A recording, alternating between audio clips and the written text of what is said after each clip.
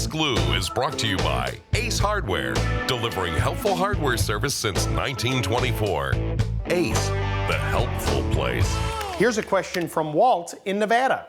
Lou, I have a concrete patio table that the umbrella wooden pole broke off in, and it's swollen and I can't get it out.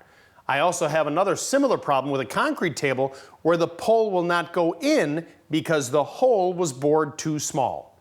Any suggestions?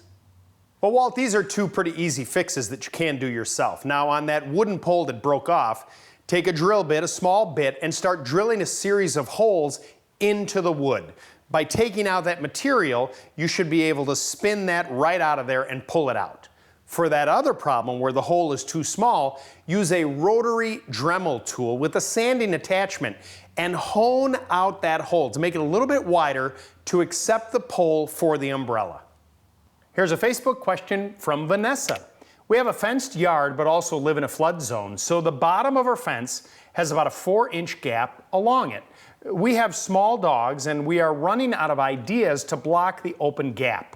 We've tried all types of chicken wire and rabbits come into the yard. We've tried garden edging and it moves around and wildlife still gets in and out. What other options can you suggest? Go to the hardware store and buy some long metal tomato stakes and some heavy-duty hardware cloth. This is a very thick type of chicken wire.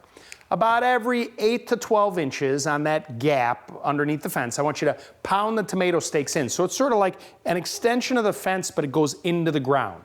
Then with tin snips, you're going to cut probably a 6-inch swath of the hardware cloth, place it along the bottom of that fence, and use zip ties, you know, those plastic zip ties, to tie the fencing to the tomato stakes. The water can go in and out. Your dogs can't get under the fence, and the rabbits won't come in. Here's a question from Les. Lou, how do I clean solar screens? I've used a soap solution, vinegar, and a soft brush, and still no luck. Les, I think you just need a little more elbow grease. You are on the right path with using dish soap. It should tear apart any dirt and debris on those screens, but you need to remove the screens from the home. That material is pretty thick, as you know. Take a sponge and put it on the underside of the screen.